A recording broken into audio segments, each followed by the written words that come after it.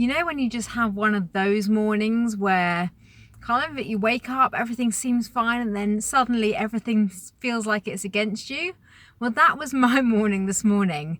And it's 20 minutes of kind of feeling quite tense. You know, I'm human at the end of the day. I get these feelings too. I'm not some robot who's magically learned to deal with all this stuff. So I could feel my tension, my frustration rising. I was literally like, this morning with some stuff that was going on, and then dropped the boy off at nursery and immediately started to think, right, okay, how can I get myself back into a more resourceful state, a more helpful emotional balance, and what can I do to help myself? So immediately I just wound the window down, turned the tunes up in the car, really pumped some good tunes out.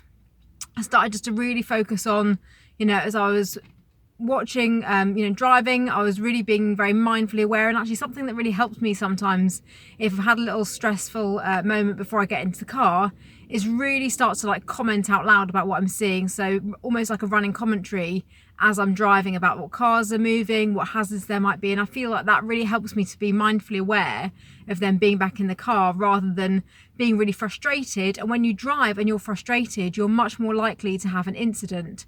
So it's really, really about getting yourself back into a good state to be, you know, safe and emotionally well as well. So I feel now after sort of 15-20 minutes, and I'm just about to have a cup of tea, feeling in a much better place now and much more able to cope with the day, to feel like I'm able to show up now. So it's funny, isn't it, sometimes how these emotions just come upon us, and in that moment it's really hard to let go of them, to be calm, to breathe and all the rest of it. You think, God, I'm just like not ready for that just now.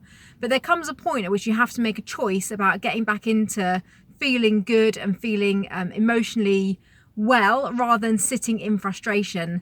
And really good tip that my friend at my Zen Days, Nikki, she sort of talks about is actually just stopping to breathe. And you know, sometimes when we're feeling tense, we're feeling our breathing gets more shallow, and actually just by stopping to breathe properly, just take a few deep breaths and actually just really compose yourself, that can make a massive difference. And also to reconnect with what you're feeling really good about. So today is a glorious day down here, sun is shining, rain is forecast later, but I'm not going to go there. The sun's shining, it's a warm morning, you know, I've got a nice cup of tea on the go, I'm full of wonderful things in my life right now.